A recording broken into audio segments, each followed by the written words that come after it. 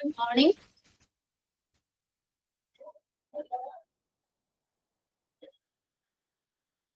നമ്മള് ആംബുലൻസ് ആണ് പഠിച്ചോണ്ടിരുന്നത് അല്ലെ? കഴിഞ്ഞ ദിവസം എടുത്തൊക്കെ വായിച്ചു നോക്കിയായിരുന്നോ?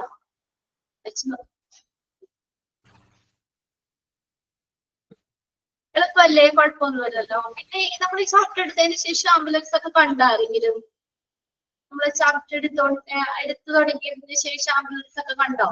അതിൽ കൂടെ റോട്ടിൽ കൂടെ പോണോ അല്ലാതെ നിങ്ങൾ യാത്ര ചെയ്യുമ്പോഴോ ഒക്കെ കണ്ടാ? അപ്പൊ നിങ്ങളൊന്ന് ശ്രദ്ധിച്ച നമ്മൾ പറഞ്ഞ കാര്യങ്ങളൊക്കെ ഉണ്ടോന്ന് ഇല്ല അല്ലെ? അപ്പൊ ഇനി ഒന്ന് കാണുമ്പോഴ് ഒന്നുകൂടി ഒന്ന് ശ്രദ്ധിച്ച് നോക്കാം കേട്ടോ. ഇപ്പൊ നമ്മൾ പറഞ്ഞതും ഇങ്ങനെയുള്ള മാർക്കിങ്ങുകളും കാര്യങ്ങളൊക്കെ ഒന്നുകൂടി ഒന്ന് ശ്രദ്ധിച്ച് മനസ്സിലാക്കുക. അപ്പൊ നമ്മൾ ഇതിനകത്ത് പറഞ്ഞത് പാസീവ് വിഷ്വൽ വാർണിംഗ്സ് എന്ന് പറഞ്ഞു അല്ലെ? അതിൽ ഫസ്റ്റത്തെ ആണ് പാസീവ് എന്ന് പറഞ്ഞാൽ എന്താ? അത് എപ്പോഴും ആംബുലൻസിൽ ഉള്ളതാണ് അല്ലെ? ആംബുലൻസിൽ ഓൾറെഡി നമ്മൾ അത് സെറ്റ് ചെയ്ത് വെച്ചേക്കാം. അത് ആംബുലൻസിലുള്ള കാര്യമാണ്. അതിൽ ഫസ്റ്റത്തെയാണ് നമ്മൾ ബാറ്റൻബർഗ് മാർക്കിംഗ് എന്ന് പറഞ്ഞത് അല്ലെ? ബാറ്റൻബർഗ് മാർക്കിംഗ് അതായത് ചെക്ക് മാർക്ക് പോലെയുള്ള വശങ്ങളിലും ബാക്കിലും ഒക്കെ ആംബുലൻസിന് ഉണ്ടാവാം.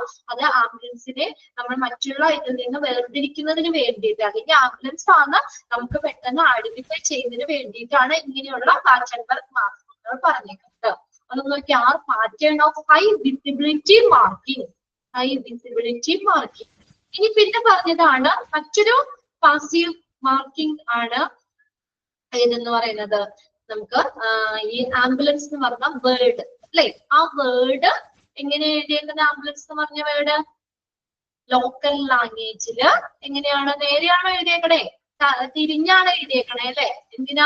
നമ്മുടെ ഫ്രണ്ടില് ആംബുലൻസ് ഇപ്പൊ ബാക്കില് വരികയാണ്, ഫ്രണ്ടില് പോകുന്ന ഡ്രൈവറിന് മിററിലൂടെ നോക്കുമ്പോൾ ആംബുലൻസ് എന്ന് ക്ലിയർ ആയിട്ട് വായിക്കാനാണ് അങ്ങനെ വെച്ചേക്കുന്നത്. നിങ്ങൾ കണ്ടിട്ടില്ല? അത് കണ്ടിട്ടില്ല? ആംബുലൻസിന്റെ ഫ്രണ്ടില് ആംബുലൻസ് എഴുതിയേക്കണത് തിരിഞ്ഞ് കിടക്കുന്നത്. ഓക്കെ, അത് ഇങ്ങനെ മിററിൽ കൂടെ നോക്കുമ്പോൾ ഈസി ആയിട്ട് വായിക്കാൻ വേണ്ടിയാണ്. അതൊരു കാര്യമാണ്, പാസീവ് മാർക്കിംഗ് ആണ്. പിന്നെ പറഞ്ഞേക്കുന്നത്, പിന്നെ നമ്മൾ ഏതാണ് പിന്നെ അപ്പൊ പണ്ട് നേരത്തെ ആംബുലൻസിൽ ഇങ്ങനെ പെയിന്റഡ് ചെയ്തിട്ടുള്ളതായിരുന്നു കേട്ടോ ബാറ്റൻബർഗ് മാർക്കിംഗ്. ഇപ്പൊ അത് റിട്രോ റിഫ്ലക്റ്റീവ് ഡിസൈൻ ആണ്. അതായത് നമ്മൾ ടോർച്ചോ അല്ലെങ്കിൽ ലൈറ്റ് ഒക്കെ നമ്മൾ അതിലേക്ക് വന്ന് പതിക്കുമ്പോൾ, ലൈറ്റ് വരുമ്പോൾ റിഫ്ലക്ട് ചെയ്യുന്ന രീതിയിലുള്ള ചെക്ക് മാർക്കുകളാണ്, ബാറ്റൻബർഗ് മാർക്കുകളാണ് ഇപ്പോൾ ഉള്ളത്. പിന്നെ രണ്ടാമത്തെയാണ് നമ്മൾ പറഞ്ഞത് ഏത് വേർഡ് ആംബുലൻസിന് തിരിച്ചെഴുതിയിരിക്കുന്നത്. പിന്നെ അടുത്തത് പറഞ്ഞേക്കുന്നത് ആംബുലൻസിൽ എന്തൊക്കെ ഉണ്ടാവുന്ന പറഞ്ഞേക്കണേ? നെയിം ഓഫ് ദ ഓണർ, ഓണറിന്റെ പേര് അല്ലെങ്കിൽ ഓപ്പറേറ്ററിന്റെ പേര്, എമർജൻസി ടെലിഫോൺ നമ്പർ അല്ലെ? ആംബുലൻസ് സർവീസിന് നമുക്ക് വിളിക്കാനായിട്ട് എമർജൻസി ടെലിഫോൺ നമ്പർ ഒക്കെ അതിനകത്ത് ഉണ്ടാകും. ഇങ്ങനെയുള്ള സിഗ്നലുകളൊക്കെ ആംബുലൻസിൽ ഡിസ്പ്ലേ ചെയ്യുന്നുണ്ട്. ഇനി നെക്സ്റ്റ് ആണ് active visual warning. Active visual warning എന്ന് പറഞ്ഞാൽ ആക്റ്റീവ് ആയിരിക്കുമ്പോൾ, ഇപ്പൊ ഒരു പേഷ്യന്റിനെയും കൊണ്ടൊക്കെ എമർജൻസി ആയിട്ടൊക്കെ നമ്മൾ പോകുമ്പോൾ, ആംബുലൻസ് പോകുമ്പോൾ, അപ്പൊ എന്താ നമ്മൾ അത് എമർജൻസി അറിയിക്കണം അല്ലെ? അപ്പൊ ഈ അതിനകത്ത് കാണിക്കുന്ന ആക്റ്റീവ് ആണ്. അത് കണ്ടോ? ആക്റ്റീവ് ആണ്. അതായത് എമർജൻസി സിറ്റുവേഷനിലൊക്കെ മാത്രം ഉപയോഗിക്കുന്ന വാർണിംഗ്, വിഷ്വൽ വാർണിംഗുകളാണ് അടുത്തത് കേട്ടോ. Warning sign. Okay, usually the visual signal for the task are in the shape of flashing light. ഏതാണ് ഒരു വിഷ്വൽ ആക്റ്റീവ് വിഷ്വൽ വാർണിംഗ് എന്ന് പറഞ്ഞാൽ ഫ്ലാഷിംഗ് ലൈറ്റ്. നിങ്ങൾ കണ്ടിട്ടില്ലേ ആംബുലൻസില് ഫ്ലാഷിംഗ് ലൈറ്റ് ഇട്ട് പോണത്? ആംബുലൻസ് ലൈറ്റ് ഇട്ട് പോണുണ്ടല്ലേ? അത് എപ്പോഴും അങ്ങനെ പോകൂല അല്ലെ? എപ്പോഴാ? ആക്റ്റീവ് ആണ്. അതായത് എമർജൻസി സിറ്റുവേഷനിലാണ്. സാധാരണ പോകുമ്പോൾ ആംബുലൻസ് വെറുതെ പോകും. പക്ഷെ എമർജൻസി ആയിട്ട് പോകുമ്പോൾ ആ എമർജൻസി നമ്മളെ അറിയിക്കുന്നതിന് വേണ്ടിയിട്ടാണ് അല്ലെ? അതൊരു ആക്റ്റീവ് വിഷ്വൽ വാർണിംഗ് ആണ്. ഏത്? Are in the shape of flashing light. Flashing, മിന്നി പോവൂലേ? ഫ്ലാഷിംഗ് ലൈറ്റുകൾ. This flash in order to attract the attention of other road users as the ambulance approaches. അല്ലെ? ആംബുലൻസ് വരുന്നുണ്ട് എന്ന് റോഡിലെ മറ്റുള്ള ആളുകൾ, റോഡ് യൂസേഴ്സിനെ അറിയിക്കുന്നതിന് വേണ്ടിയിട്ടാണ് ആ ലൈറ്റ് ഇട്ട് പോകുന്നത്. അപ്പൊ ആ ലൈറ്റ് ഇട്ട് പോകുമ്പോൾ നമുക്കറിയാലോ എമർജൻസി ആണെന്നറിയാം. അപ്പൊ നമ്മള് എന്താ, റോഡ് യൂസേഴ്സ് ആണെങ്കിലോ നമ്മൾ മാറിക്കൊടുക്കണം, അല്ലെങ്കിൽ വാഹനങ്ങളൊക്കെ ആണെങ്കിൽ ഒതുക്കി കൊടുക്കണം അല്ലെ? മാറ്റി കൊടുക്കണ്ടേ? ആംബുലൻസിന് പോകാൻ വഴി കൊടുക്കണ്ടേ? അപ്പൊ അങ്ങനെ എമർജൻസി അറിയിക്കാൻ വേണ്ടിയ ഒരു സംഭവമാണ് ഇത് ഫ്ലാഷിംഗ് ലൈറ്റുകൾ. ഫ്ലാഷിംഗ് ലൈറ്റ് എന്ന് പറയുന്നത്. or to provide warning to motorist. Motorist എന്ന് പറഞ്ഞാൽ വാഹനയാത്രക്കാരൻ. മോട്ടോറിസ്റ്റ് വാഹനയാത്രക്കാരൻ approach a stopped ambulance in a dangerous position on the road.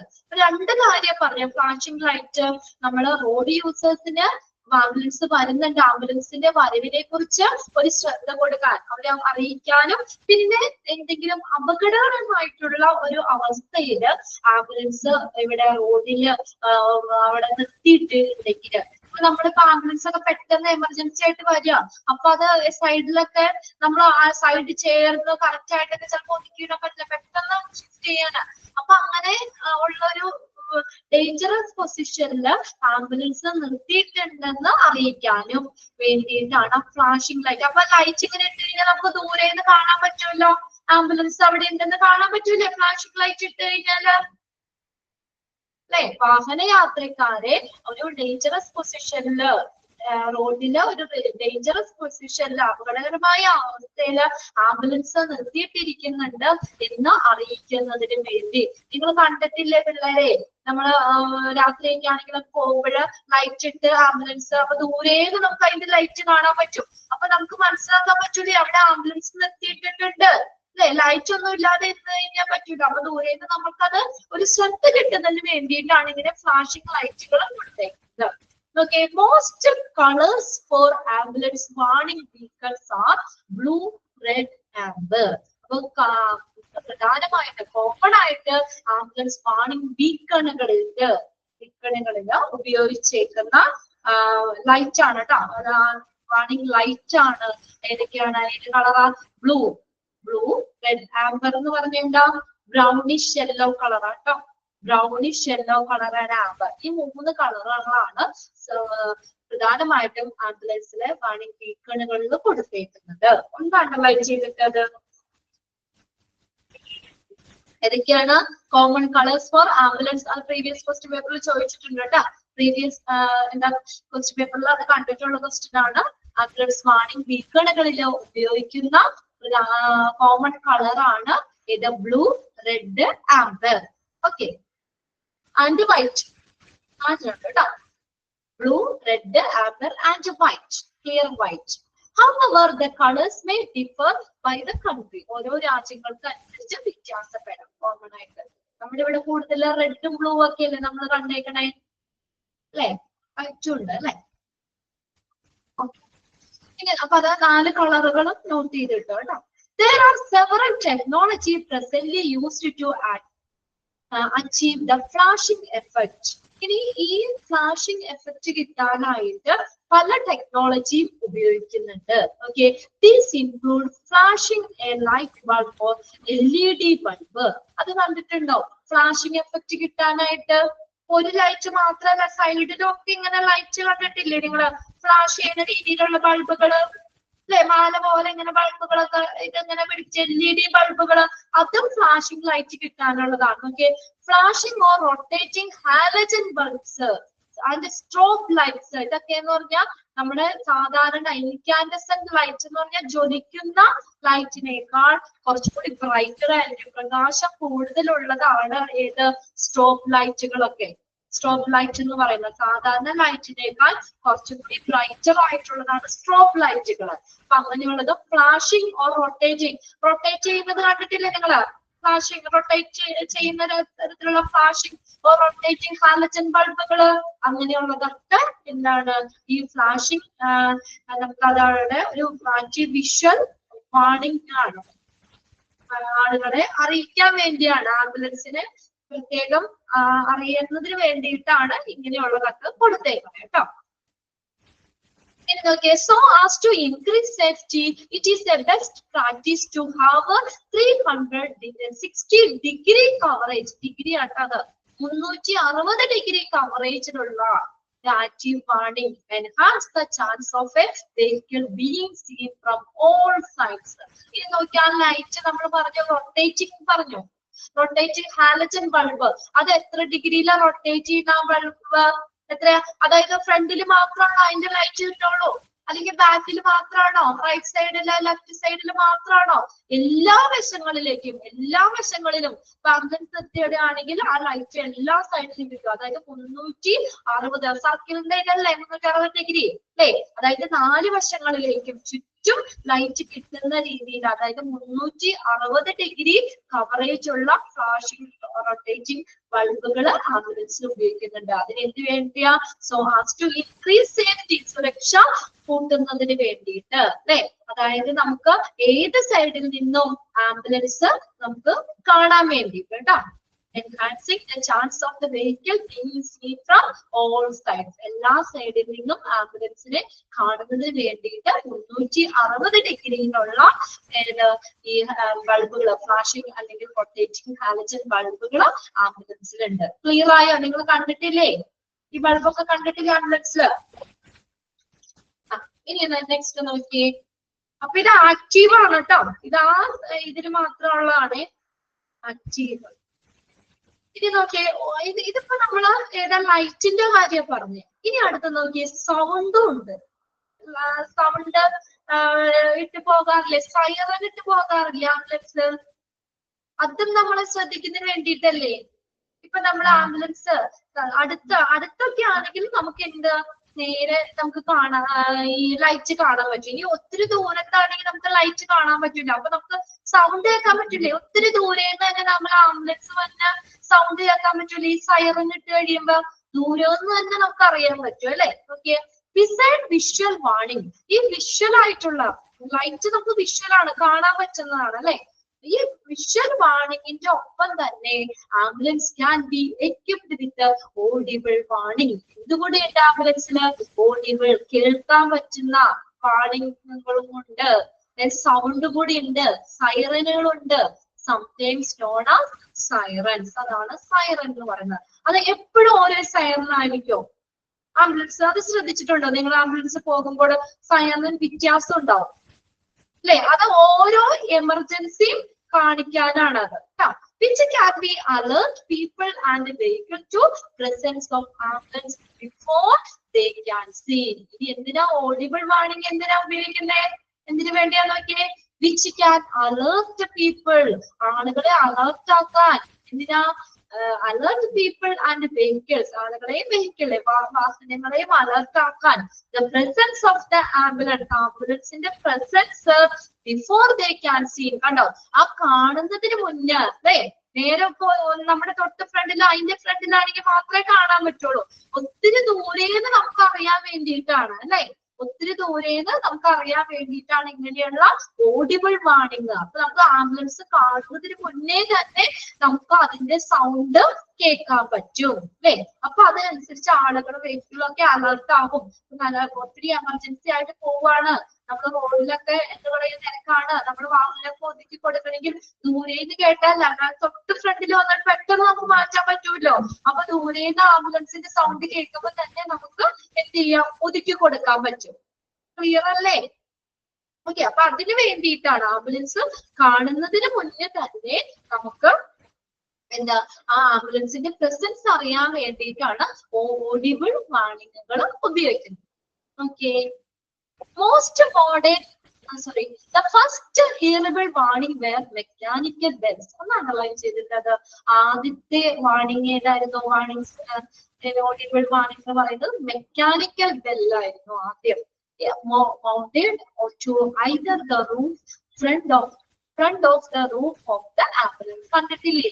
ആംബുലൻസിന്റെ ഫ്രണ്ടിൽ തന്നെ ആ റൂഫിലെ മുകളില് ബെല്ല് വെച്ചേക്കണത് അല്ലേ?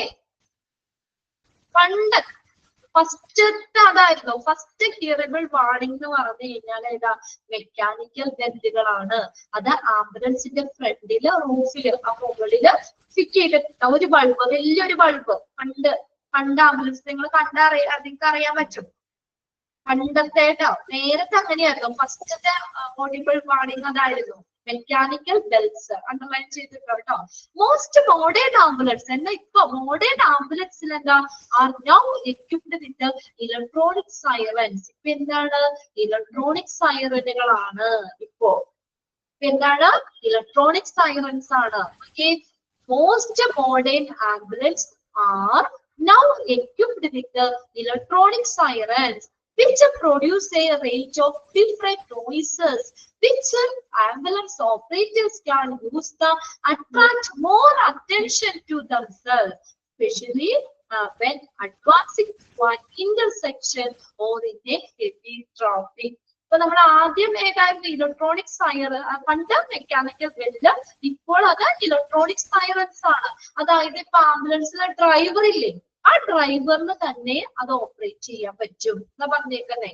ആംബുലൻസ് ഓപ്പറേറ്ററിന് തന്നെ അത് ഓപ്പറേറ്റ് ചെയ്യാം. അതായത് ഇപ്പൊ ആംബുലൻസിന് പോകാൻ വഴി നൽകണം, അപകടാവസ്ഥയിലുള്ള ഒരു പേഷ്യന്റിനെ കൊണ്ട് പോവുകയാണെങ്കിൽ അതിന് ഒരു ഒരു സൗണ്ട്, അപ്പൊ അത് ഏത് അവസ്ഥയാണെന്ന് നോക്കിയിട്ട് ആ ആംബുലൻസ് ഓപ്പറേറ്റർക്ക് തന്നെ എന്ത് ചെയ്യാൻ പറ്റും, അത് ചേഞ്ച് ചെയ്യാൻ പറ്റും. ഇനി ഭയങ്കര ഏറ്റവും അപകടകരമായിട്ടുള്ള അവസ്ഥയിൽ കൊണ്ടുപോവുകയാണെങ്കിൽ അതിന് വേറൊരു സൗണ്ട് ആയിരിക്കും.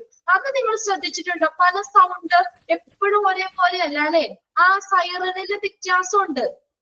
രോഗിയുമായി ഹോസ്പിറ്റലിലേക്ക് പോകുമ്പോൾ സാധാരണ ഒരു പേഷ്യൻസിനെ കൊണ്ട് പോകുമ്പോൾ വേറൊരു ചിലപ്പോൾ സൈറൻ ആയിരിക്കും.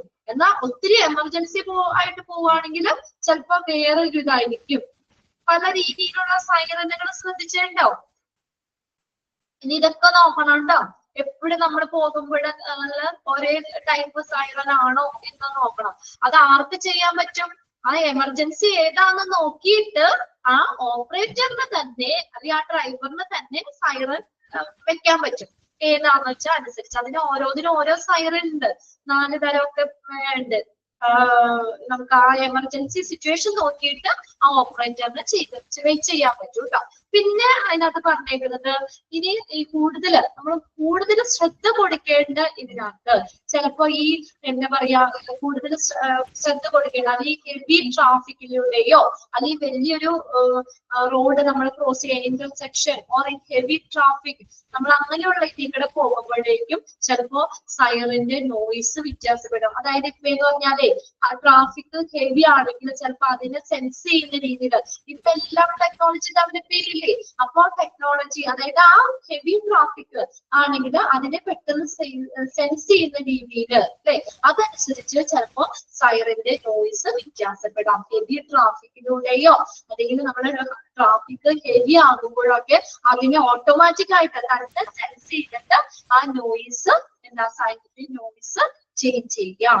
Okay, a new development in the use of RDS, radio data system or car radios. കണ്ടോ, ഇപ്പൊ എന്ന് പറഞ്ഞാൽ ഒരു പുതിയതായിട്ട് റേഡിയോ ഡാറ്റ സിസ്റ്റം യൂസ് ചെയ്യുന്ന ആംബുലൻസുകളുണ്ട്.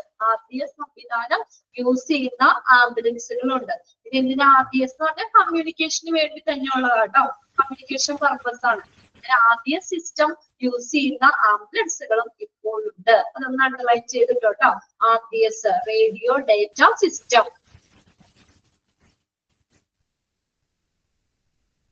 The ambulance is equipped with a short range FM transmitter. കണ്ടോ, ചെറിയ രീതിയിലുള്ള FM ട്രാൻസ്മിറ്റർ ആംബുലൻസിൽ സജ്ജീകരിച്ചിട്ടുണ്ട്. Which formulates the radio of all the cars within range. അതായത് ആ ഒരു മെസ്സേജ് പാസ് ചെയ്യുന്ന ഒരു റേഞ്ചിനുള്ളിൽ മെസ്സേജ് പാസ് ചെയ്യുന്ന രീതിയിലുള്ള FM ട്രാൻസ്മിറ്ററുകളും ചില ആംബുലൻസുകളും ഉണ്ടായിരിക്കും. ഒരു പ്രത്യേക റേഞ്ചിനുള്ളിൽ മെസ്സേജ് പാസ് ചെയ്യുന്ന രീതിയിൽ കേട്ടോ, ആ റേഞ്ചിനുള്ളിൽ മെസ്സേജ് പാസ് ചെയ്യുന്ന രീതിയിൽ FM ട്രാൻസ്മിറ്ററുകളും ഏതിലെ ആംബുലൻസിൽ ഉണ്ടാവാം. അപ്പൊ RDS സിസ്റ്റം ഉണ്ടാവാം, FM ട്രാൻസ്മിറ്ററും ഒക്കെ ചില ആംബുലൻസിൽ സജ്ജീകരിച്ചിട്ടുണ്ട്. കാര്യങ്ങളാണ് അതിൽ വന്നത് കേട്ടോ. അതൊക്കെ ഒന്ന് നോട്ട് ചെയ്യുക. ഓഡിയബിൾ വാർണിംഗ് ഫസ്റ്റത്തെ ഏതാണ്? ഇപ്പൊ നമ്മുടെ സൈറനുകളാണ് പറയുന്നത്. അത് അത് ആക്റ്റീവ് ആണ്. ഓഡിയബിൾ വാർണിംഗ് ആണ്. അത് ഏതാണ്? ആദ്യത്തെ നമ്മൾ മെക്കാനിക്കൽ ബെല്ലുകളാന്ന് പറഞ്ഞു. എന്നിട്ട് ഇപ്പോ എങ്ങനെയാണ്? ഇലക്ട്രോണിക് സൈറൻസ് ആണ്. അത് ഓപ്പറേറ്ററിന് തന്നെ മെഡിക്കൽ എമർജൻസി അനുസരിച്ച് ആ സൈറന്റെ നോയിസ് വ്യത്യാസപ്പെടാം. പിന്നെ RDS സംവിധാനം ഉപയോഗിക്കുന്ന ആംബുലൻസുകളും ഉണ്ട്. പിന്നെ അതുപോലെ തന്നെ FM ട്രാൻസ്മിറ്റർ, അതായത് FM ട്രാൻസ്മിറ്റർ എന്ന് പറഞ്ഞ ഒരു റേഞ്ചിനുള്ളിൽ പർട്ടിക്കുലർ റേഞ്ചിനുള്ളിൽ മെസ്സേജ് പാസ് ചെയ്യുന്ന രീതിയിലുള്ള ട്രാൻസ്മിറ്ററുകളും ആംബുലൻസിലും ഉണ്ടാകും. ഇനി നോക്കിയ cost. The ambulance ride cost can be paid from several sources. ഇനി ആംബുലൻസിന്റെ യാത്രാ ചെലവ്, ഇപ്പൊ ആംബുലൻസ് നമ്മൾ വിളിക്കുകയാണ്, അതിന് ചെറിയൊരു കോസ്റ്റ് കൊടുക്കണ്ടേ അല്ലേ? അപ്പൊ അങ്ങനെ ആ റൈഡ് കോസ്റ്റ് അനുസരിച്ച്, ആംബുലൻസിലെ യാത്രാ ചെലവ് അനുസരിച്ച് നമുക്ക് എന്താ കോസ്റ്റിന്റെ അടിസ്ഥാനത്തില് നമുക്ക് ആംബുലൻസിനെ 4 രീതിയിൽ തിരിക്കാം. ചോദിക്കാറുണ്ട് കേട്ടോ. എനിക്കാണ് ഫസ്റ്റ് ഗവൺമെന്റ് ഫണ്ടഡ് സർവീസ്, രണ്ടാമത്തെയാണ് പ്രൈവറ്റ്ലി ഫണ്ടഡ് സർവീസ്, മൂന്നാമത്തെ ചാരിറ്റി ഫണ്ടഡ് സർവീസ്, നാലാമത്തെയാണ് ഹോസ്പിറ്റൽ ഫണ്ടഡ് സർവീസ്. ഏതിനെ ബേസ് ചെയ്തിട്ടാ? റൈഡ് കോസ്റ്റ് അനുസരിച്ച്. കണ്ടോ, റൈഡ് കോസ്റ്റ് അനുസരിച്ച് നമുക്ക് ആംബുലൻസിന്റെ 4 രീതിയിൽ തരംതിരിക്കാം. ഓക്കെ, അതായത് കിലോമീറ്റർ അനുസരിച്ചൊക്കെ ആയിരിക്കും ചിലപ്പോ കോസ്റ്റ് പറയുന്നത്. ഇപ്പൊ നമ്മളിപ്പോ എന്താ ഒരാള് നമ്മളിപ്പോ മരിച്ച് ചിലപ്പോ എന്താ ആംബുലൻസ് നമ്മൾ പറയാണ്, അല്ലെങ്കിൽ അവരുടെ ബോഡി നമുക്ക് അല്ലെങ്കിൽ വീട്ടിൽ മരിച്ച് നമുക്ക് ബോഡി ഹോസ്പിറ്റലിലേക്ക് കൊണ്ടുപോകണം അല്ലെ? അങ്ങനെയാണെങ്കിൽ ആംബുലൻസ് സർവീസ് ആവശ്യപ്പെട്ടാണ് നമ്മുടെ വീട്ടിൽ നിന്ന് ഹോസ്പിറ്റലിലേക്ക് എത്ര കിലോമീറ്റർ ഉണ്ട് നോക്കും. ആ കിലോമീറ്ററിനെ ബേസ് ചെയ്തിട്ടൊക്കെ ആയിരിക്കും ചിലപ്പോ കോസ്റ്റ് പറയുന്നത് കേട്ടോ. കോസ്റ്റ് പറയുന്നത് അപ്പൊ ഓരോന്നിനും പല കോസ്റ്റ് ആണ്. കോസ്റ്റ് അനുസരിച്ച് നമുക്ക് 4 ടൈപ്പ് ഉണ്ട്. ഫസ്റ്റത്തെയാണ് government funded service. Government. The full or the majority part of the cost of the transport by the ambulance is borne by the local, regional or national government through their ordinary taxation. അതായത് government funded service എന്ന് പറഞ്ഞപ്പോ നമ്മൾ എവിടെയും താമസിക്കുന്നത് നോക്കും. നമ്മൾ ചിലര് പഞ്ചായത്തിൽ താമസിക്കുന്നവരാണ് അല്ലെ, ചിലര് മുനിസിപ്പാലിറ്റിയിലൊക്കെ താമസിക്കുന്നവരായിരിക്കും അല്ലെ. അപ്പൊ അതനുസരിച്ച് ഇപ്പൊ നമ്മള് ഒരു പഞ്ചായത്തിൽ താമസിക്കുന്ന ഒരാളാണ്, നമ്മുടെ വീട്ടിൽ ഒരു മരണം സംഭവിക്കുകയാണെങ്കിൽ നമ്മള് പഞ്ചായത്ത് മെമ്പറെ നമ്മൾ വിളിച്ച് അറിയിക്കും അല്ലെ. അപ്പൊ ആ പഞ്ചായത്തില് ആ മെമ്പർ വിളിച്ച് പറഞ്ഞിട്ട്, ഇപ്പൊ എന്താ മുനിസിപ്പാലിറ്റിയിലാണെങ്കിൽ കൗൺസിലറോട് പറയും. ആ ഒരു വാർഡിലുള്ള കൗൺസിലറോട് ഇങ്ങനെ പറയുമ്പോഴോ അപ്പൊ മെമ്പറോ അല്ലെങ്കിൽ കൗൺസിലറോ ഒക്കെ വിളിച്ച് പറഞ്ഞിട്ട് അവർക്കുടെ ആ പഞ്ചായത്താണെങ്കിൽ പഞ്ചായത്തിന്റെ കീഴില്, മുനിസിപ്പാലിറ്റി ആണെങ്കിൽ മുനിസിപ്പാലിറ്റിയുടെ കീഴിൽ ചിലപ്പോ ഒരു ആംബുലൻസ് സർവീസ് ഉണ്ടാവാം. അപ്പൊ അവരാണ് ആംബുലൻസ് പറയുന്നത്. അതിന്റെ കീഴിൽ വരുന്ന ആംബുലൻസ് സർവീസ് ആയിരുന്നു. അപ്പൊ നമ്മളൊരു ചെറിയൊരു ഫീസ്, നമ്മൾ എത്രയാണെന്ന് വെച്ചാൽ ഒരു ചെറിയൊരു എമൗണ്ട് ആയിരിക്കും നമ്മൾ പറയുന്നത്. പ്രൈവറ്റ് നമ്മൾ ആംബുലൻസ് വിളിക്കുന്നതിനേക്കാളും കുറച്ചും കൂടി എന്താ ഫീസ് കുറവായിരിക്കും ഗവൺമെന്റ് ഫണ്ടഡ് സർവീസില്. മനസ്സിലായ എന്താണ് കാര്യം? ഒന്ന് മനസ്സിലാക്കുക വെക്കാട്ടോ. ഫസ്റ്റ് സെന്റൻസ് ഒന്ന് നോട്ട് ചെയ്യുക. The full of the majority part of this cost of the transport by the ambulance is borne by the local, regional or national government. അങ്ങനെ തന്നെ ചോദിക്കും. എന്നിട്ട് അത് ഏത് ടൈപ്പ് ആണ് അല്ലെങ്കിൽ which of the following എന്ന് പറഞ്ഞുകൊണ്ട് ചോദിക്കാം കേട്ടോ. ഏത് സർവീസിലാണ്, നമുക്ക് ഏത് തരത്തിലുള്ള ആംബുലൻസ് സർവീസിലാണ് ഇത് വരുന്നതെന്ന് ചോദിക്കാം. മനസ്സിലായോ? പഞ്ചായത്തിലോ മുനിസിപ്പാലിറ്റിയിലോ നമ്മൾ വെച്ച് ഉള്ള ഒരാളാണ് നമ്മുടെ വീട്ടിൽ മരണം സംഭവിച്ചെങ്കിൽ ആ പഞ്ചായത്തിന്റെ കീഴിലോ അല്ലെങ്കിൽ മുനിസിപ്പാലിറ്റിയുടെ കീഴിലുള്ള ആംബുലൻസ് നമുക്ക് അവര് വിളിച്ചു പറയും അല്ലെ. അവര് വിളിച്ചു പറഞ്ഞിട്ട് നമുക്ക് ആംബുലൻസ് പ്രൊവൈഡ് ചെയ്യും. അപ്പോ നമ്മൾ സാധാരണ നമ്മൾ പ്രൈവറ്റ് ആംബുലൻസ് വിളിക്കുന്നതിനേക്കാൾ കുറച്ചും കൂടി പൈസ അവിടെ കുറവായിരിക്കും. ക്ലിയർ ആണോ ഫസ്റ്റത്തെ? ഓക്കെ, ഗവൺമെന്റ് ഫണ്ടഡ് സർവീസ് എന്ന് പറയുന്നത്. രണ്ടാമത്തെയാണ് പ്രൈവറ്റ്ലി ഫണ്ടഡ്. അതറിയാം, അല്ലാതെ പ്രൈവറ്റ് പാർട്ടികൾ ഇപ്പൊ ഒത്തിരി ആളുകൾ ആംബുലൻസ് സർവീസ് പ്രൈവറ്റ് പാർട്ടികൾ നടത്തുന്നില്ലേ? Okay, the cost of ambulance transport should by themselves or through their insurance company. അപ്പൊ നമ്മൾ അതിന്റെ പേയ്മെന്റ് നമ്മൾ അടയ്ക്കണ്ടേ അല്ലേ? ഇത്തിരി പൈസ കൂടുതലായിരിക്കും അല്ലെ പ്രൈവറ്റ്, അതിന്റെ ഒരു പേയ്മെന്റ് ഉണ്ടാവും. അപ്പൊ നമ്മൾക്ക് ആ ആംബുലൻസ് സർവീസ് തരുന്നതിന് നമ്മൾ അതിന്റെ ഒരു പേയ്മെന്റ് ഉണ്ടായിരിക്കും. ആ ഗവൺമെന്റ് ഫണ്ടഡ് വെച്ച് നോക്കുമ്പോൾ നമുക്ക് കുറച്ചും കൂടി പൈസ അവിടെ കൂടുതലായിരിക്കും. ഇനി നമ്മള് ഒന്നില്ലെങ്കിൽ നമുക്ക് നേരിട്ട് പേ ചെയ്യാം, ഇനി നമുക്ക് വല്ല ഇൻഷുറൻസോ അങ്ങനെ എന്തെങ്കിലും കാര്യങ്ങളൊക്കെ ഉണ്ട്. അങ്ങനെയാണെങ്കിൽ ആ ഇൻഷുറൻസ് കമ്പനി ആ പേയ്മെന്റ് അവരത് അഫോർഡ് ചെയ്തോളും, അവരത് പേയ്മെന്റ് നടത്തിക്കോളും. ഓക്കെ, മനസ്സിലായോ? പ്രൈവറ്റ്ലി ഫണ്ടഡ് എന്ന് പറഞ്ഞാൽ പ്രൈവറ്റ് വ്യക്തികൾ നടത്തുന്ന പ്രൈവറ്റ് വ്യക്തികളുടെ ഒരു ആംബുലൻസ് ആണ്. അവരാണ് നമുക്ക് പ്രൊവൈഡ് ചെയ്യുന്നത്. അപ്പൊ ഗവൺമെന്റിന്റെ ഇതിന് കീഴിൽ വരുന്ന ആംബുലൻസിനേക്കാളും കുറച്ചും കൂടി കോസ്റ്റ് കൂടുതലായിരിക്കും. ആ ട്രാൻസ്പോർട്ട് കോസ്റ്റ് നമ്മൾ തന്നെ പേ ചെയ്യുക ചെയ്യുന്നത്. ഇനി നമുക്ക് ഇൻഷുറൻസോ കാര്യങ്ങളുണ്ടെങ്കിൽ ഇൻഷുറൻസ് കമ്പനി അത് അഫോർഡ് ചെയ്യുന്നു. ഇനി മൂന്നാമത്തെയാണ് ചാരിറ്റി ഫണ്ടഡ് സർവീസ് എന്ന് പറയുന്നത്. ചാരിറ്റി അത് ആർക്കിടെ കീഴിൽ വരുന്നതായിരിക്കും അത്? ചാരിറ്റി ഫണ്ടഡ് സർവീസ് എന്ന് പറയുന്നത് ആർക്കിടെ കീഴിലായിരിക്കും അത്? ചാരിറ്റിയുടെ എല്ലാ പേര് തന്നെയില്ലേ? ഒരു ചാരിറ്റി പ്രൊവൈഡ് ചെയ്യുന്ന ചാരിറ്റിയുടെ അല്ലെ, ഒരു ചാരിറ്റി പ്രൊവൈഡ് ചെയ്യുന്നതാണ്. Transport by the ambulance may be given free of charge to patient by a charity. ഒന്ന് അപ്ലൈ ചെയ്തിട്ടുണ്ട്. അതിനകത്തെല്ലാ സെന്റൻസ് ഒന്ന് നോക്കി വെക്കുക കേട്ടോ. പ്രൈവറ്റ്ലി ഫണ്ടഡിലും ആ സെന്റൻസ് ഒന്ന് അണ്ടർലൈൻ ചെയ്തിടാം. Cost of the ambulance transport should be paid by themselves. ഏത് ടൈപ്പാണ്? Privately funded സർവീസിലാണ്.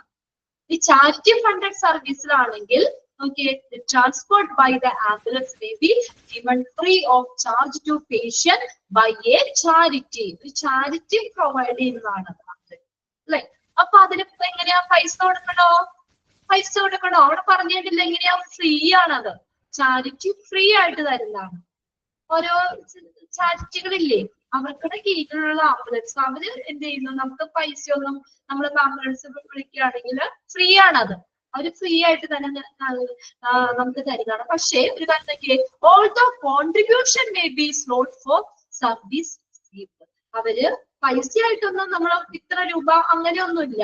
പക്ഷെ നമ്മൾ എന്തെങ്കിലും കോൺട്രിബ്യൂഷൻസ് എന്തെങ്കിലും സംഭാവന കൊടുക്കുകയാണെങ്കിൽ എന്ത് ചെയ്യുന്നു? അത് അവര് സ്വീകരിക്കും. മനസ്സിലാവുന്നില്ലേ നിങ്ങൾക്ക് പറയണേ? ഒരു ചാരിറ്റി പ്രൊവൈഡ് ചെയ്യുന്നതാണ്. അത് അവര് തന്നേന് ആംബുലൻസ് നമുക്ക് ആ സർവീസ് തന്നേന് പ്രത്യേക പൈസ വേണ്ട. അത് ഫ്രീ ആണ്. അത് ഫ്രീ ആയിട്ട് തന്നെ ആംബുലൻസ് സർവീസ് തരും. കാശായിട്ട് നമ്മൾ കൊടുക്കണ്ട. പക്ഷെ നമുക്ക് എന്തെങ്കിലും കോൺട്രിബ്യൂഷൻ ആ ചാരിറ്റിക്ക് എന്തെങ്കിലും സംഭാവന കൊടുക്കുകയാണെങ്കിൽ അവരത് സ്വീകരിക്കും. ഇപ്പൊ അതായത് ഇപ്പൊ ഒരു പേഷ്യന്റ് ഇപ്പൊ നമ്മള് വീൽ ചെയർ ഉപയോഗിച്ചുകൊണ്ടിരിക്കുന്ന ഒരു പേഷ്യന്റ് ആണ്. നമ്മൾ സ്വന്തമായിട്ട് നമ്മുടെ വീട്ടിൽ അപ്പാപ്പന് വേണ്ടിയിട്ട് ഒരു വീൽ ചെയർ മേടിച്ചു. അപ്പൊ അപ്പാപ്പൻ മരിച്ചു കഴിഞ്ഞാൽ പിന്നെ ആ വീൽ ചെയർ വേണ്ടല്ലോ അല്ലെ? ആ വീൽ ചെയർ വേണമെങ്കിൽ അപ്പൊ നമ്മൾ ആംബുലൻസ് സർവീസ് ചാരിറ്റിയുടെ ആംബുലൻസ് വന്നെ വേറെ ട്രാൻസ്പോർട്ട് കോസ്റ്റ് ഒന്നും അവര് മേടിച്ചില്ല, ഫ്രീ ആണ്. അപ്പൊ വേണമെങ്കിൽ നമുക്ക് നമ്മുടെ ഒരു നല്ല മനസ്സ് കൊണ്ട് നമുക്ക് വേണമെങ്കിൽ ആ ചാരിറ്റിക്ക് ആ അപ്പാപ്പന്റെ വീൽ ചെയർ വേണമെങ്കിൽ നമുക്ക് കോൺട്രിബ്യൂഷൻ ആയിട്ട് കൊടുക്കാം അല്ലെ? ഇനി വേറെ ആളുകൾക്ക് ഉപയോഗിക്കാൻ പറ്റും. വാട്ടർ ബെഡുകള് നമ്മളിങ്ങനെ നമ്മുടെ വീട്ടില് വയസ്സായവർ കിടക്കുമ്പോൾ ചിലപ്പോൾ വാട്ടർ ബെഡ് മേടിക്കും. അപ്പൊ അവര് മരിച്ചു കഴിഞ്ഞാൽ പിന്നെ അതൊരു ഉപയോഗം ഇല്ല അല്ലെ? അതിന്റെ ആവശ്യമില്ല. അപ്പൊ നമുക്ക് വേണമെങ്കിൽ ഈ ചാരിറ്റിക്ക് ഇതൊക്കെ കൊടുക്കാം. മനസ്സിലാവില്ലേ പറയണത്? അപ്പൊ അങ്ങനെ വേറെ ഏതെങ്കിലും പേഷ്യൻസിനൊക്കെ ഉപയോഗിക്കാൻ പറ്റുന്ന കാര്യങ്ങളൊക്കെ നമുക്ക് ആ ചാരിറ്റിക്ക് എന്ത് ചെയ്യാൻ പറ്റും? കോൺട്രിബ്യൂഷൻ ആയിട്ട് കൊടുക്കാം. അപ്പൊ എന്തെങ്കിലും കോൺട്രിബ്യൂഷൻ കൊടുത്തു കഴിഞ്ഞാൽ അവരത് വാങ്ങിച്ചോളും. അതാണ് ചാരിറ്റി ഫണ്ടഡ് സർവീസിൽ വരുന്നത്. ഇനി അടുത്ത് നോക്കിയാൽ ഹോസ്പിറ്റൽ ഫണ്ടഡ്, നാലാമത്തെ ടൈപ്പ് ആണ് കേട്ടോ. Hospital funded service. Hospital may provide the ambulance transport free of charge on the condition that the patient use the hospital service. കണ്ടോ? Hospital may provide. അപ്പൊ ഈ ഹോസ്പിറ്റൽ ഫണ്ടഡ് സർവീസ് അത് ആരാ? Ambulance ആരാ provide ചെയ്യുന്നത്? ഹോസ്പിറ്റലുകാരാണ്. ആ ഒരു ഹോസ്പിറ്റലിന്റെ കീഴിൽ വരുന്ന ആംബുലൻസ് ആണ് ഹോസ്പിറ്റൽ ഫണ്ടഡ് ആംബുലൻസ് എന്ന് പറയുന്നത്. മനസ്സിലായോ? Hospital may provide the ambulance transport free of charge. കണ്ടോ? അപ്പൊ ഹോസ്പിറ്റൽ പ്രൊവൈഡ് ചെയ്യുന്നതാണ് ഫ്രീ ആയിട്ട്. അതായത് ഞാൻ പറയാം, ഒരു പേഷ്യന്റ് ഇപ്പൊ ഹോസ്പിറ്റലിൽ ചികിത്സയിലായിരുന്നു, 2 ആഴ്ചയായിട്ട് ആ പേഷ്യന്റ് ഹോസ്പിറ്റലിൽ ട്രീറ്റ്മെന്റിലാണ്. ആ ട്രീറ്റ്മെന്റിൽ ഇരിക്കുമ്പോൾ ആ പേഷ്യന്റ് മരിക്കാന്ന് വിചാരിക്കാം. മരിച്ചെങ്കിൽ അപ്പൊ അത്രയും ദിവസം ആ ഹോസ്പിറ്റലിലെ സർവീസ് ആ പേഷ്യന്റ് എടുത്തില്ലേ? അല്ലെങ്കിൽ നമ്മളൊരു നല്ലൊരു പൈസ കൊടുക്കൂലേ? അത്രയും നാള് ഇപ്പൊ 2 ആഴ്ച കിടക്കുമ്പോഴത്തേ ഹോസ്പിറ്റലിൽ നമ്മൾ കുറെ കാശ് കൊടുക്കണല്ലേ അല്ലേ?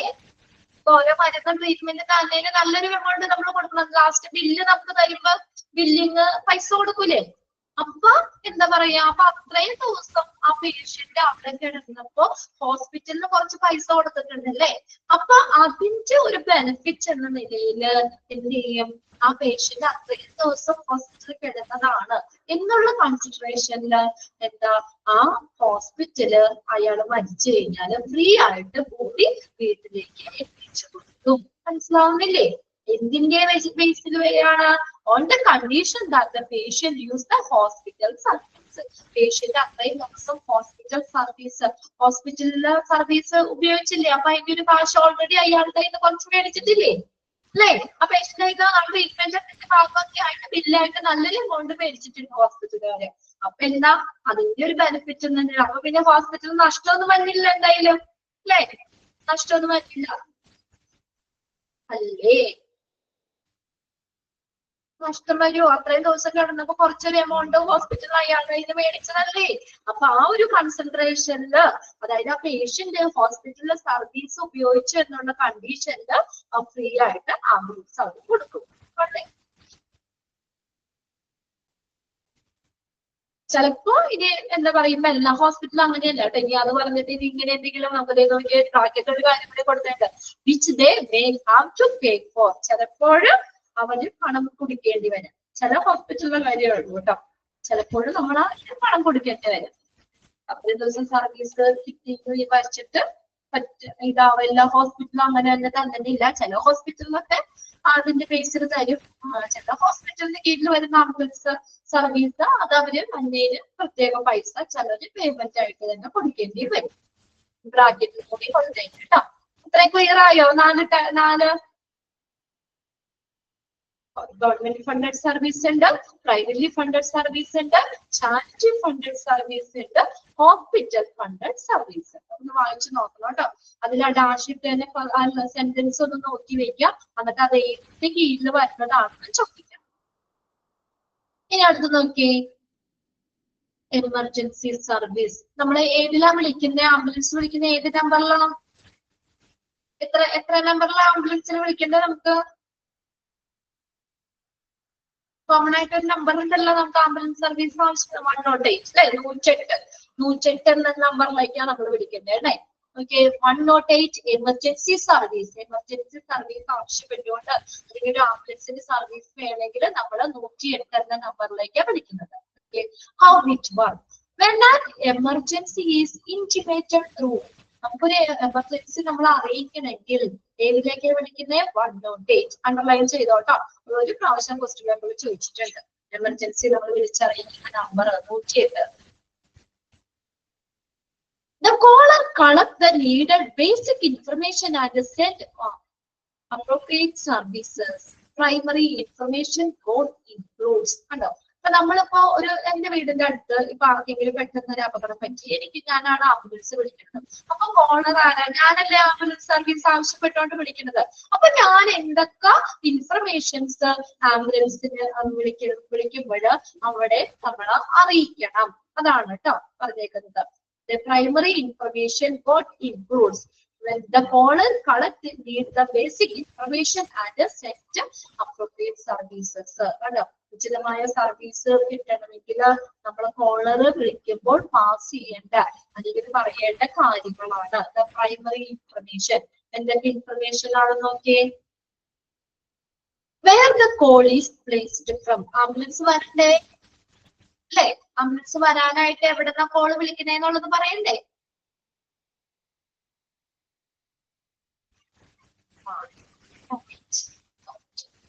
ആദ്യം തന്നെ ഞാൻ ഇന്ന സ്ഥലത്ത് നിന്നാണ് വിളിക്കുന്നതെന്നുള്ളത് ആദ്യം പറയുന്നത് അല്ലെ.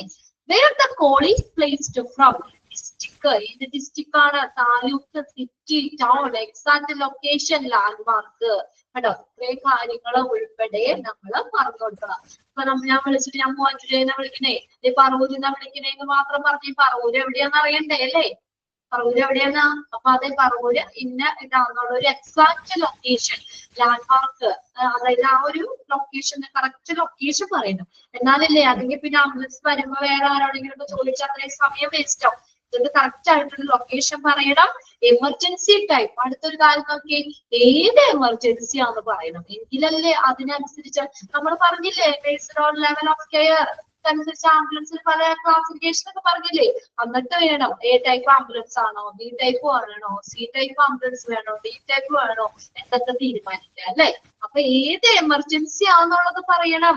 ഇപ്പൊ നമുക്ക് കാർഡിയാക് ആയിട്ട് എന്തെങ്കിലും പ്രശ്നമുണ്ട്, നമ്മൾ സാധാ ആംബുലൻസ് വന്നാൽ മതിയോ?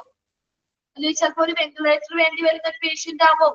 അപ്പൊ നമ്മൾ വെറുതെ ആംബുലൻസ് സർവീസ് ആവശ്യപ്പെട്ടിട്ട് വെറുതെ വിളിച്ചു കഴിഞ്ഞാൽ സാധാ ആംബുലൻസ് വരുവാണെങ്കിൽ നമുക്ക് ആ പേഷ്യന്റിനെ കൊണ്ടുപോകാൻ പറ്റുമോ? നമുക്കപ്പോ ഏതാണ് വെന്റിലേറ്റർ ഉൾപ്പെടെയുള്ള അല്ലെങ്കിൽ അങ്ങനെയുള്ള സംവിധാനങ്ങളുള്ള ആംബുലൻസ് വേണം. അപ്പൊ അതുകൊണ്ട് തന്നെ കറക്റ്റ് ആയിട്ട് എമർജൻസി ടൈപ്പ് ഏതാണോ അത് ചിലപ്പോൾ ഒരു പക്ഷെ ആ പേഷ്യന്റിന്റെ ജീവൻ നമ്മുടെ കയ്യിലാണ് ശരിക്കും അല്ലെ. നമ്മളൊന്നും പറയാതെ പെട്ടെന്ന് വിളിക്കുകയാണെങ്കിൽ സാധാ വന്നു കഴിഞ്ഞാല് പറ്റൂല. അപ്പൊ അതുകൊണ്ട് എമർജൻസി ടൈപ്പ് പറയണം. പിന്നെ number of people injured and the state of the injury, എത്ര ആളുകൾക്ക് ഇഞ്ചുറി പറ്റി, എത്ര പേരെ. ഇപ്പൊ നമ്മൾ പറഞ്ഞില്ലേ, എന്നിട്ട് അതനുസരിച്ച് വേണം നമുക്ക് ആംബുലൻസിന്റെ പല ഫസ്റ്റ് നമ്മൾ ക്ലാസിഫിക്കേഷൻ ഫംഗ്ഷണൽ ടൈപ്പ് വെച്ചപ്പോ പറഞ്ഞില്ല ആംബുലൻസ് ബസ് വേണോ സാധാ ആംബുലൻസ് ആണോ എന്നൊക്കെ തീരുമാനിക്കാനായിട്ട് അല്ലെ. അപ്പൊ ഏത് type ambulance, number of people, എന്താ പറയാ സ്റ്റേറ്റ്, എന്താണ് ആ ഇഞ്ചുറി പറ്റിയ ആളുകളുടെ അവസ്ഥ, എത്ര ആളുകൾക്ക് അപകടം പറ്റി ഇഞ്ചുറി പറ്റി എന്നുള്ള കാര്യം പറയണം. അടുത്ത name and contact number for location guidelines is needed. ഇതിനകത്ത് കോളറിന്റെ പേര്, വിളിക്കുന്ന ആളുടെ പേര് പറയണം, കോണ്ടാക്ട് നമ്പർ. ഇപ്പൊ എന്താ പറയാ നമ്മൾ ആ കോണ്ടാക്ട് ചെയ്യാൻ വേണ്ടിയുള്ള കോണ്ടാക്ട് നമ്പർ ഇപ്പൊ എല്ലാം മൊബൈൽ വഴിയാണ് അല്ലെ എല്ലാവരും. അപ്പൊ അതുകൊണ്ട് ഇപ്പൊ കോണ്ടാക്ട് നമ്പർ പ്രത്യേകം പറയേണ്ട ആവശ്യമില്ല, ഓൾറെഡി അവിടെ ഉണ്ടാവും.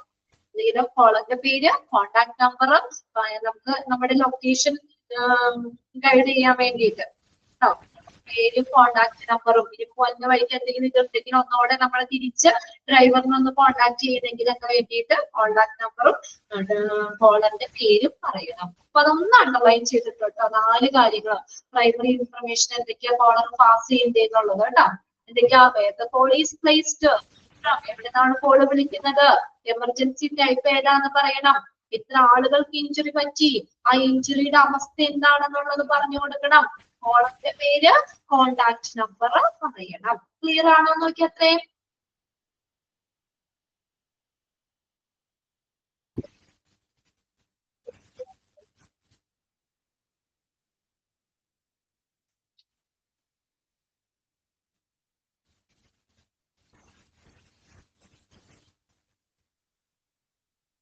ക്ലിയർ ആണോ?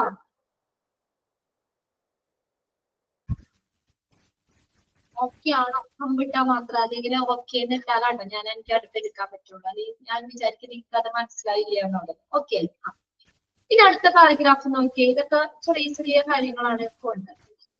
Emergency help sent through this process is expected to reach the site of the emergency in an average of 18 minutes. ഉണ്ടോ? 18 മിനിറ്റിനുള്ളില് ഈ സൈറ്റില് നമ്മൾ എവിടെയാണോ അപകടം പറ്റിയത് അല്ലെങ്കിൽ എവിടേക്കാണോ ആംബുലൻസ് വരേണ്ടത് അവിടേക്ക് 18 മിനിറ്റിനുള്ളില് എത്തുന്ന രീതിയിലുള്ള ഹെൽപ്പ് ആയിരിക്കണം നമ്മൾ എടുക്കേണ്ടത്. ഉണ്ടോ? ഒരുപാട് 1 മണിക്കൂർ കൊണ്ട് വരുന്ന രീതിയിൽ അങ്ങനെ ഒന്നും പറ്റൂല. ഇത്രയും മാക്സിമം എത്ര പറഞ്ഞേക്കണേ, ആവറേജ് ഓഫ് 18 മിനിറ്റ്സ് അല്ലെ. 18 മിനിറ്റിനുള്ളിൽ ഈ സൈറ്റിൽ എത്തുന്ന രീതിയിലുള്ള ഹെൽപ്പ് ആയിരിക്കണം നമ്മൾ എടുക്കേണ്ടത്. Pre hospital care will be given to the patient who are transported to the nearest hospital. The service is generally free to patients. പിന്നെ നമ്മൾ ചില പേഷ്യൻസിന് ഹോസ്പിറ്റലിൽ എത്തുന്നതിന് മുന്നേ ഫ്രീ ഹോസ്പിറ്റൽ കെയർ കൊടുക്കേണ്ടി വരും. അതായത് ഹോസ്പിറ്റലിലേക്ക് ആ ഒരു ഫെസിലിറ്റി വേണം അല്ലെ. എല്ലാ എക്യുപ്മെന്റ്സും ഉള്ള ചിലപ്പോൾ ആംബുലൻസ് തന്നെ വേണ്ടി വരാം. അപ്പൊ ഹോസ്പിറ്റലിൽ എത്തുന്നതിന് മുന്നേ ചിലപ്പോൾ അങ്ങനെയുള്ള കെയറുകളോ, ചിലപ്പോൾ ഓക്സിജൻ സിലിണ്ടർ ഉള്ളത്, ചിലപ്പോൾ വെന്റിലേറ്റർ ഉള്ളത് അല്ലെ, അങ്ങനെ ബേസിക് ഇത് മോണിറ്ററിങ് ആവശ്യമുള്ളതോ അല്ലെങ്കിൽ അഡ്വാൻസ്ഡ് ടൈപ്പോ ഏതാണെന്നൊക്കെ വെച്ചാൽ അതിനനുസരിച്ചുള്ള ഫെസിലിറ്റി ഉള്ള ആ പേഷ്യൻസിന് ട്രാൻസ്പോർട്ട് സമയത്ത് ഫെസിലിറ്റി കിട്ടുന്ന രീതിയിലുള്ള ചിലപ്പോൾ ആംബുലൻസ് അല്ലെ, അല്ലെങ്കിൽ പ്രീ ഹോസ്പിറ്റൽ കെയർ കൊടുക്കുന്ന ആംബുലൻസ് ചില പേഷ്യൻസിന് ട്രാൻസ്പോർട്ട് സമയത്ത് വേണ്ടി വരാം.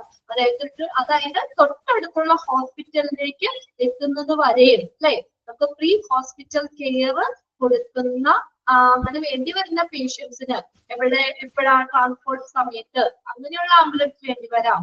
അങ്ങനെയുള്ള സർവീസ് അപ്പൊ നമ്മൾ കൊടുക്കുന്ന service generally free to the patients. അപ്പൊ കൊടുക്കുന്ന സർവീസ് ഫ്രീ ആണ്. അത് ആ പേഷ്യന്റിനെ സേഫ് ആയിട്ട് ഹോസ്പിറ്റലിൽ എത്തിക്കുന്നതിന് വേണ്ടി കൊടുക്കുന്നതല്ലേ അല്ലേ? അപ്പൊ അത് സാധാരണയായിട്ട് ഫ്രീ ആയിരിക്കും. 108 is generally by the EMRI, Emergency Management and Research Institute. ഒന്ന് അണ്ടർലൈൻ ചെയ്തു കേട്ടോ. Across more than 10 states in India. ഇന്ത്യയില് 10ലധികം സ്റ്റേറ്റ്സില് ഏതാണ് 108 എന്നത് തന്നെയാണ് എമർജൻസി വിളിക്കാൻ വേണ്ടി ഉപയോഗിക്കുന്ന നമ്പർ. ഒന്ന് നോട്ട് ചെയ്തു കേട്ടോ. എമർജൻസി നമ്പർ ആയിട്ട് ഉപയോഗിക്കുന്ന ഇന്ത്യയില് 10 സ്റ്റേറ്റ്സിൽ കൂടുതല് നമ്മളെ എമർജൻസി അറിയിക്കുന്നതിന് വേണ്ടി വിളിക്കുന്ന നമ്പർ 108 എന്നുള്ള നമ്പറാണ്. ഇനി നോക്കിയേ, during an emergency situation knowing what to do, അതിന്റെ EMRI എന്നുള്ളതിന്റെ എക്സ്പാൻഡഡ് ഫോം ഒന്ന് നോട്ട് ചെയ്തോ കേട്ടോ. Emergency management and research institute. അതനുസരിച്ച് ഇന്ത്യയില് 10 സ്റ്റേറ്റ്സിൽ കൂടുതൽ എമർജൻസി വിളിച്ചറിയിക്കുന്ന 108 എന്നുള്ള നമ്പറിലേക്കാണ് കേട്ടോ. During an emergency situation knowing what to do might save someone life. അല്ലെ, ആ ഒരു എമർജൻസി സിറ്റുവേഷനിൽ നമ്മള് എങ്ങനെയാണോ പറയുന്നത് അതനുസരിച്ചായിരിക്കും ആ പേഷ്യന്റ് ലൈഫ് എന്ന് പറയുന്നത്, ആ പേഷ്യന്റ് ജീവിതം നമുക്ക് സംരക്ഷിക്കുക, സേവ് ചെയ്യുന്നത്. ഇപ്പൊ നമ്മൾ കറക്റ്റ് ആയിട്ടുള്ള കാര്യങ്ങൾ പറഞ്ഞു കൊടുത്തില്ല, നമ്മുടെ കയ്യിൽ നിന്ന് വന്ന ഒരു മിസ്റ്റേക്ക് കൊണ്ട് ചിലപ്പോ ആ പേഷ്യന്റിന് ഒരു എന്താ പറയാ ലൈഫ് നഷ്ടപ്പെടാൻ പാടില്ലേ അല്ലേ? ചിലപ്പോ വല്ല എന്തെങ്കിലും സംഭവിക്കാം അല്ലെ? ഇപ്പൊ നമ്മൾ വിളിച്ചു പറയുമ്പോ എമർജൻസി ആണെന്ന് പറയണം അല്ലെ? ചിലപ്പോ നമ്മൾ വിളിച്ചു പറയണതിന്റെ വെപ്രാളത്തിൽ ആംബുലൻസ് വേണമെന്ന് മാത്രം വിളിച്ചു പറഞ്ഞാൽ സാധാ ടൈപ്പ് ആംബുലൻസ് ആയിരിക്കും ചിലപ്പോ വന്നത്. പക്ഷെ ആ മെഡിക്കൽ ഫെസിലിറ്റി ഉള്ള ആംബുലൻസ് ചിലപ്പോ വേണ്ടി വരികയായിരിക്കും അല്ലെ? അപ്പൊ നമ്മുടെ ഒരു വാക്കും കൊണ്ട് ചിലപ്പോ എന്താ പറയാ, അല്ലെങ്കിൽ നമ്മൾ കറക്റ്റ് ആയിട്ട് പറയുകയാണെങ്കിൽ നമുക്ക് അവരുടെ ലൈഫ് എന്ത് ചെയ്യാൻ പറ്റും, രക്ഷിക്കാൻ പറ്റും. Here are few tips on what you should tell the emergency dispatcher. Emergency dispatcher എന്ന് പറഞ്ഞാൽ എമർജൻസി വിളിച്ചറിയിക്കുന്ന ആള്. എമർജൻസി ഡിസ്പാച്ചർ, എമർജൻസി വിളിച്ചറിയിക്കുന്ന ആള്. Here are few tips on what you should tell the emergency dispatcher while calling for an ambulance. ഉണ്ടോ?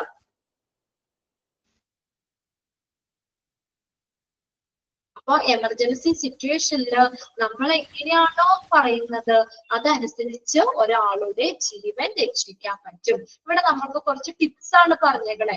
നമ്മളെ emergency വിളിക്കുന്ന ആളുകള് ambulance call ചെയ്യുന്ന സമയത്ത് എന്തൊക്കെ കാര്യങ്ങൾ പറയണം, അല്ലെങ്കിൽ എങ്ങനെ നമ്മൾ ശ്രദ്ധിക്കണം എന്നുള്ളതിനെ കുറിച്ച് കുറച്ച് ടിപ്സ് ആണ് ഇവിടെ കൊടുത്തേക്കണേ കേട്ടോ. അപ്പൊ നമുക്ക് നോക്കിയേ, be calm and tell the emergency operator the details of the type of the emergency.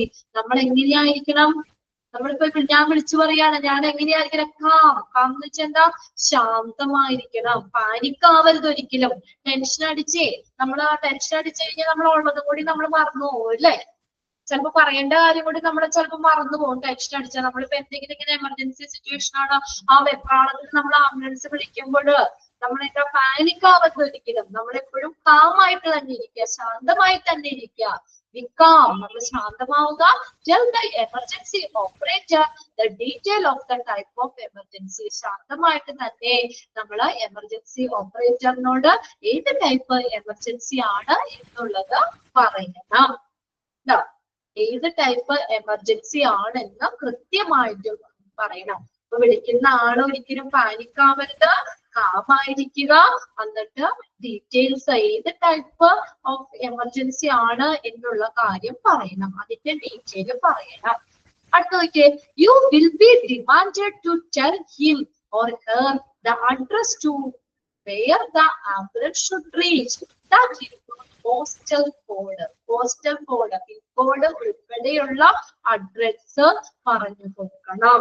Correct address പറഞ്ഞു കൊടുക്കണം, എങ്കിലല്ലേ അങ്ങോട്ടേക്ക് ആംബുലൻസിൽ എത്താൻ പറ്റുള്ളൂ. അതുകൊണ്ട് you will be demanded to tell him. You will be demanded to tell him or her the address to where the ambulance should reach. Ambulance എവിടെയാണ് എത്തേണ്ടത്, അവിടുത്തെ കറക്റ്റ് അഡ്രസ്, പോസ്റ്റൽ കോഡ് ഉൾപ്പെടെയുള്ള കറക്റ്റ് അഡ്രസ് പറയണം അവരാവശ്യപ്പെടുകയാണെങ്കിൽ കേട്ടോ. Your phone number, next മൂന്നാമത്തെ point എന്താ പറഞ്ഞേക്കുന്നത്, your phone number may also be enquired for. നമ്മുടെ ഫോൺ നമ്പർ ഇനി ആവശ്യപ്പെടുകയാണെങ്കിൽ, in the case the operator wants to contact you for direction വേണ്ടിയിട്ട് ഈ ഓപ്പറേറ്ററിന് നമ്മളെ ഒന്ന് കോണ്ടാക്ട് ചെയ്യണമെങ്കിൽ അല്ലെ, അവര് ഒരു അങ്ങനെയുള്ള ഒരു ആവശ്യത്തിന് വേണ്ടിയിട്ട് ഫോൺ നമ്പർ എന്തെങ്കിലും നമ്മളോട് ചോദിക്കുകയാണ്, ആവശ്യപ്പെടുകയാണെങ്കിൽ ഫോൺ നമ്പർ നമ്മൾ പറഞ്ഞു കൊടുക്കണം കണ്ടോ. Your phone number may also be enquired for. Phone number അന്വേഷിക്കുകയാണെങ്കിൽ അല്ലെ, വീണ്ടും നമ്മളെ ഒന്ന് കോണ്ടാക്ട് ചെയ്യണമെങ്കിൽ ഈ ഓപ്പറേറ്റർ നമ്മളോട് ഫോൺ നമ്പർ ചോദിക്കുകയാണെങ്കിൽ ഫോൺ നമ്പർ പറയണം. അടുത്ത് നോക്കിയേ, he or she will also need the patient age. കണ്ട, പേഷ്യന്റിന്റെ ഏജ് നമുക്ക് അറിയാമെങ്കിൽ കേട്ടോ, age, sex and any medical history you might correct. കണ്ടോ, പേഷ്യന്റിന്റെ ഏജ്, എത്ര പ്രായമുള്ളതാണ്, സെക്സ് മെയിൽ ആണോ ഫീമെയിൽ ആണോ, അവരുടെ മെഡിക്കൽ ഹിസ്റ്ററി, ഇതൊക്കെ നമുക്ക് അറിയാമെങ്കിൽ അതെല്ലാം നമുക്ക് പറഞ്ഞു കൊടുക്കാം.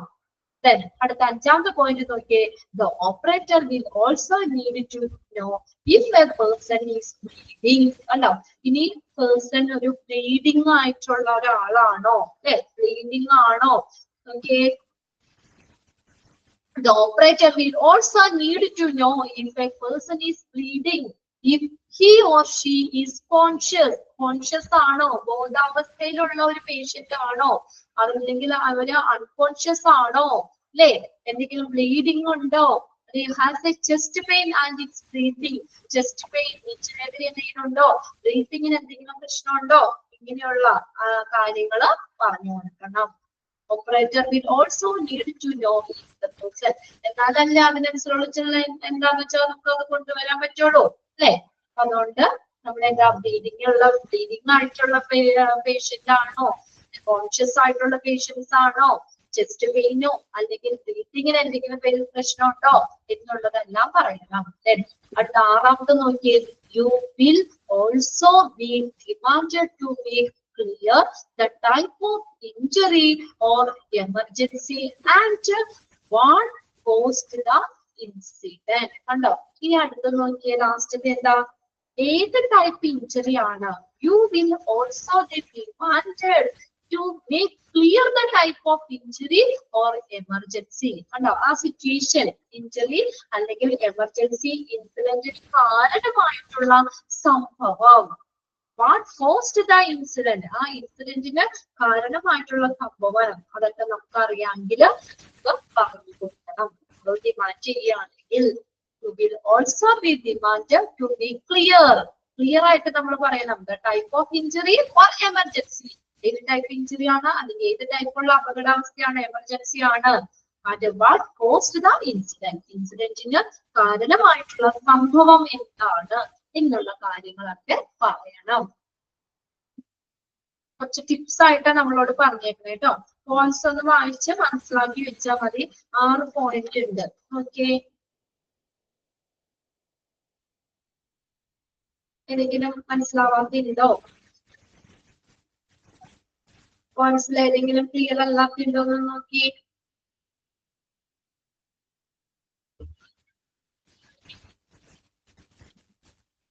ക്ലിയർ ആണോ?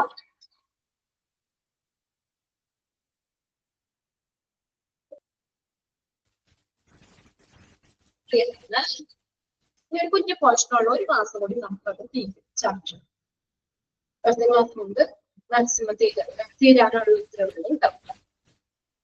ഓക്കെ, അപ്പൊ എന്തൊക്കെ പറഞ്ഞാൽ നമ്മൾ ശാന്തമായിരിക്കുക, നമുക്ക് എമർജൻസിയുടെ ഡീറ്റെയില് നമ്മൾ ഏതാന്ന് വെച്ചാൽ ആ ഓപ്പറേറ്ററിനോട് നമ്മൾ പറഞ്ഞു കൊടുക്കണം, details of the type of the emergency.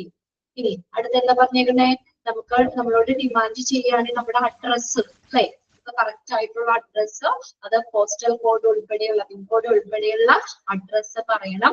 പിന്നെ നമ്മളോട് ഫോൺ നമ്പർ അന്വേഷിക്കുകയാണെങ്കിൽ നമ്മളോട് ഫോൺ നമ്പർ ചോദിക്കുകയാണ് ഓപ്പറേറ്ററിന് ഇനി നമ്മൾ എന്തെങ്കിലും ഡയറക്ഷന് വേണ്ടിയിട്ട് നമ്മൾ തിരിച്ചൊന്ന് കോൺടാക്ട് ചെയ്യണമെങ്കിൽ ഫോൺ നമ്പർ നമ്മളോട് ചോദിക്കുകയാണെങ്കിൽ ഫോൺ നമ്പർ പറഞ്ഞു കൊടുക്കണം. പിന്നെ നമുക്കറിയാമെങ്കിൽ patient age, sex, medical history ഇതെല്ലാം പറഞ്ഞു കൊടുക്കണം. പിന്നെ അടുത്തത് ആ പേഷ്യന്റ് ബ്ലീഡിംഗ് ഉള്ള വ്യക്തിയാണോ, കോൺഷ്യസ് ബോധാവസ്ഥയിലുള്ള പേഷ്യന്റ് ആണോ, ചെസ്റ്റ് പെയിനോ അത് ബ്രീത്തിങ്ങോ അങ്ങനെ ബ്രീത്തിങ്ങിനോ അല്ലെങ്കിൽ എന്തെങ്കിലും പ്രശ്നമുണ്ടോ അങ്ങനെയാണെന്ന് പറയണം. പിന്നെ അതിനകത്ത് പറഞ്ഞ ലാസ്റ്റ് നമുക്കറിയാമെങ്കിൽ നമ്മളോട് ഡിമാൻഡ് ചെയ്യുകയാണെങ്കിൽ നമുക്ക് ടൈപ്പ് ഓഫ് ഇഞ്ചുറി, അല്ലെങ്കിൽ എമർജൻസി ഏത് തരത്തിലുള്ള ഇഞ്ചുറി ആണ് പറ്റിയത്, ഏത് തരത്തിലുള്ള എമർജൻസി ആണ്, അതിന് കാരണമായിട്ടുള്ള സംഭവം, വാട്ട് കോസ്റ്റ് ദ ഇൻസിഡന്റ് കേട്ടോ, ആ ഇൻസിഡന്റിന് കാരണമായിട്ടുള്ള സംഭവം എന്തായാലും ക്ലിയർ ആണ് അല്ലെ. ഇനി അടുത്തതാണ് ക്രൂയിങ് എന്ന് പറഞ്ഞാൽ എന്താ. ക്രൂസ് എന്ന് പറഞ്ഞാൽ എന്താ നമ്മൾ പറഞ്ഞായിരുന്നല്ലോ ആദ്യം. ആരാണ് ക്രൂസ്? ക്രൂസ് ആരാ? സ്റ്റാഫ്, ആംബുലൻസിലുള്ള സ്റ്റാഫ് ആണ് കേട്ടോ, ജോലിക്കാര്. ക്രൂയിങ്, ക്രൂസ്. അപ്പൊ ആംബുലൻസിലെ സ്റ്റാഫിനെ കുറിച്ചാണ് പറയുന്നത് കേട്ടോ. അതായത് ഇന്റൻസിറ്റി അനുസരിച്ച് നമ്മൾ പല ടൈപ്പ് ആംബുലൻസ് ഒക്കെ പറഞ്ഞില്ലേ, അപ്പൊ നമ്മൾ ആ സിറ്റുവേഷൻ അനുസരിച്ച് അതിലെ എമർജൻസി ടൈപ്പ് അനുസരിച്ച് ആംബുലൻസിലെ ജോലിക്കാരുടെ ക്വാളിഫിക്കേഷൻ അല്ലെ അത് വ്യത്യാസപ്പെടും. ജോലിക്കാര് തന്നെ വ്യത്യാസപ്പെടൂലേ. ഇപ്പൊ നമ്മൾ ഫസ്റ്റ് എ ടൈപ്പിലാണെങ്കിൽ അധികം ക്വാളിഫൈഡ് ആയിട്ടുള്ള ആള് വേണ്ട എന്നൊക്കെ നമ്മൾ പഠിച്ചില്ലേ. അതിനകത്ത് എന്താ, ജസ്റ്റ് അവരുടെ ഡ്യൂട്ടി ഒന്ന് മാത്രമേ ഉള്ളൂ. പേഷ്യന്റ് കയറ്റുക, സുരക്ഷിതമായി കയറ്റുക, സുരക്ഷിതമായിട്ട് ഇറക്കുക, മെഡിക്കൽ എക്യുപ്മെന്റ്സുകളൊക്കെ എവിടെ ഇരിക്കണേ അത് മാത്രം. അത് ഹാൻഡിൽ ചെയ്യാനൊന്നും അറിയണ്ട, എവിടെയാണെന്നുള്ളത് മാത്രം അറിയുക, അത്രയും മാത്രം മതി. അതാണ് നമുക്ക് അവിടെ പറഞ്ഞത് കേട്ടോ. സ്റ്റാഫ് ഇന്റൻസിറ്റി അനുസരിച്ച് ആ സ്റ്റാഫിന്റെ ക്വാളിഫിക്കേഷൻ വ്യത്യാസപ്പെടും. പേഷ്യന്റിന്റെ പോലെ എടുക്കുന്നത് മറ്റു ചെയ്യിക്കുമ്പോൾ ചിലപ്പോൾ ചില ആംബുലൻസിൽ എന്താ വലിയ കെയർ ഒക്കെ കൊടുത്തു പോവേണ്ട ആംബുലൻസിനാണെങ്കിൽ ഡോക്ടർ തന്നെ വേണ്ടി വരും അല്ലെ. ചിലപ്പോ ചില ഇതിനകത്തൊക്കെ ആണെങ്കിൽ അത്രയും ഇതല്ല, ഒരു നേഴ്സ് മതിയെങ്കിൽ നേഴ്സ് മതി. ഇപ്പൊ വലിയ ഇതൊന്നും ഇല്ലാത്തതാണെങ്കിൽ ഒരു സ്റ്റാഫും ഒരു ഡ്രൈവറും മാത്രം മതി അല്ലെ. പല ഇതാ പറഞ്ഞേക്കുന്നത് കേട്ടോ. ചിലപ്പോ നേഴ്സ് വേണ്ടി വരും, ചില ക്രിട്ടിക്കൽ ആയിട്ടുള്ള കേസുകളിൽ ചിലപ്പോ ഡോക്ടർ വേണ്ടി വന്നേക്കാം, ചിലപ്പോ ഈ ഡ്രൈവറും ഒരു അറ്റൻഡറും മാത്രം മതിയാവും. അങ്ങനെ പല type പറഞ്ഞേക്കണേ. There are different level of qualification that the ambulance crews may offer. പല തരത്തിലുള്ള ക്വാളിഫിക്കേഷൻ ഉണ്ട് ആംബുലൻസ് ക്രൂസിന്. അതായത് ഇപ്പൊ എല്ലാ ആംബുലൻസിലും ഒരേപോലെ ക്വാളിഫൈഡ് ആയിട്ടുള്ള സ്റ്റാഫുകൾ ആവണമെന്നില്ല, അങ്ങനെയല്ല. ആ എമർജൻസി അനുസരിച്ചാണ് ആ പല ആംബുലൻസിലും ആ ക്വാളിഫിക്കേഷനിൽ വ്യത്യാസമുണ്ട്. അത് നമ്മൾ ആദ്യം പറഞ്ഞല്ലേ. Okay, there are different level of qualification that the ambulance crews may hold, from holding the formal qualification to have a fully qualified doctor on the board. ചിലപ്പോ എന്താ നോർമൽ അല്ലെങ്കിൽ സാധാരണ ക്വാളിഫിക്കേഷൻ ഉള്ളത് മുതൽ ചിലപ്പോ ചില ആംബുലൻസ് ഫുള്ളി ക്വാളിഫൈഡ് ആയിട്ടുള്ള, അതായത് ഒരു ഡോക്ടർ തന്നെ അവിടെ വേണ്ടി വന്നേക്കാം. ഒരു sentence okay, the most ambulance service required at least 2 crew members. Underline ചെയ്തിട്ടുണ്ടോ കേട്ടോ.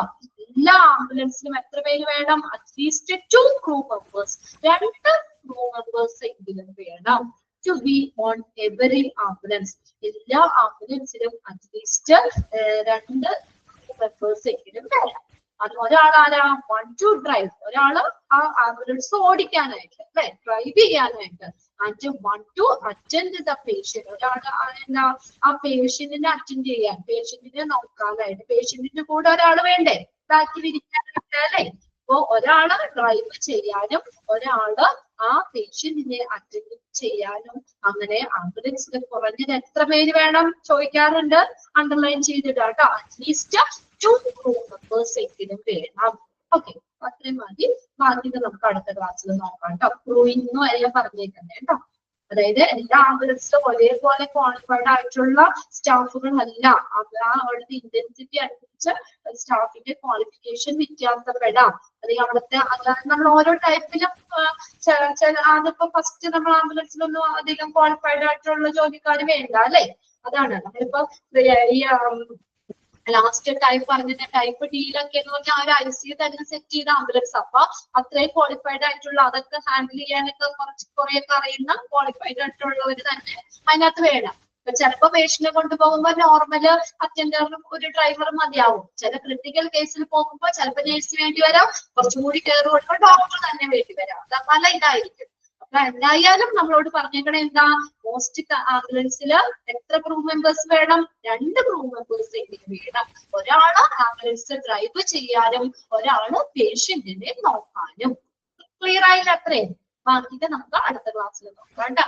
Okay, thank you.